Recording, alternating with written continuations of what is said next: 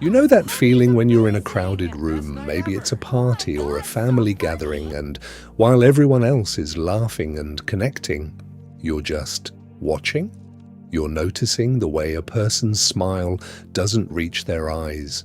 You're tracking the exit signs. You feel like you're watching the world through a thick pane of glass, exhausted before the first conversation even starts.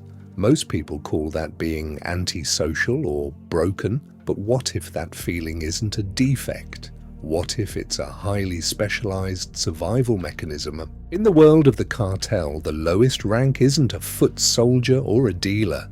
It's the Halcon, the Falcon, the lookout. Their entire existence is built on the same psychological traits that many of us carry in our daily lives: deep processing and heightened sensitivity. Today, we're going to look at the hierarchy of a cartel, from the Halcon to the Jefe, not as a crime story, but as a map of the disconnected self, because the way they guard a territory is exactly how your brain guards your peace. Let's look at the first step. An associate, a Halcon, is often the youngest, the most exposed, but they possess a rare psychological trait: deep processing. If you've ever replayed a conversation in your head 3 days later, or noticed a shift in someone's tone that nobody else caught, your brain is doing what a Halcon's brain does. Science shows that some people have brains that literally process more information per interaction. While the rest of the world is watching in standard definition, you're stuck with an ultra-high definition experience. Every interaction, every subtle change in atmosphere is a signal. In the life, this is survival. In your life, it's why small talk feels like running a marathon in your head.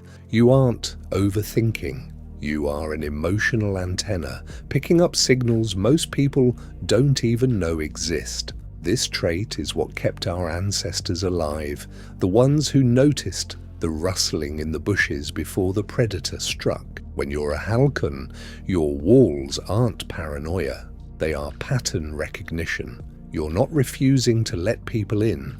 You're just not letting the wrong people in easily, because you can see the rustle in the bushes in their behavior. When a lookout moves up to become a soldier or a sicario, a shift happens. This is where we see the transition from being sensitive to becoming self-sufficient, or at least appearing that way. Many people at this level have what psychologists call trust wounds.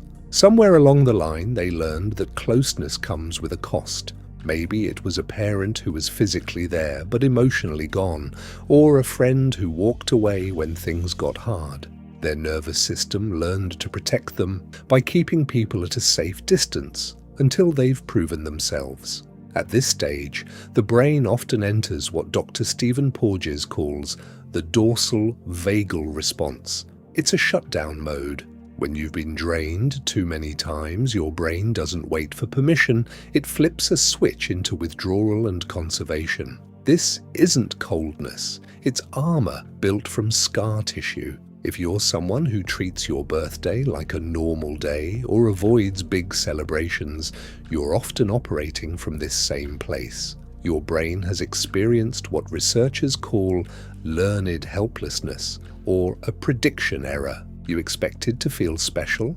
You expected people to show up, and when they didn't, year after year, your brain stopped predicting the reward. You didn't stop caring because you're heartless. You stopped because hoping hurts more than forgetting. A plaza boss manages a territory. In our psychological map, this is the person who has mastered selective belonging.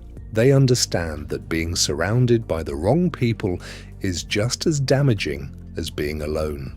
At this level, you move from having walls to having boundaries. Walls block everyone, the good and the bad, because of fear, but boundaries are selective. They are built from self-awareness. The plaza boss knows who deserves access to their peace and who is just a drain on their energy. This rank often correlates with a high privacy orientation. These are the people who don't post their photos on social media, not because they're hiding, but because they are intentional. They've opted out of the 24/7 performance stage of modern life. They don't need the outside world to confirm who they are because they have self-concept clarity. While most people use social media like a mirror, waiting for likes to reflect their value, the plaza boss of their own life has a window. They look out, they observe, but they don't need the reflection to feel whole.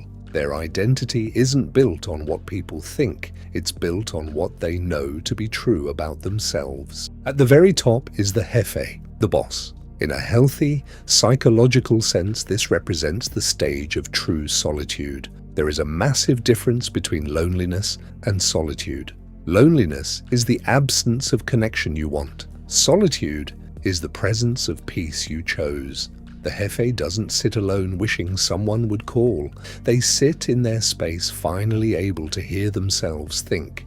This level of maturity comes from having an internal locus of evaluation. You judge yourself by your own standards, not the world's. You've stepped off the hedonic treadmill, that cycle where you chase the next celebration or the next hit of external validation.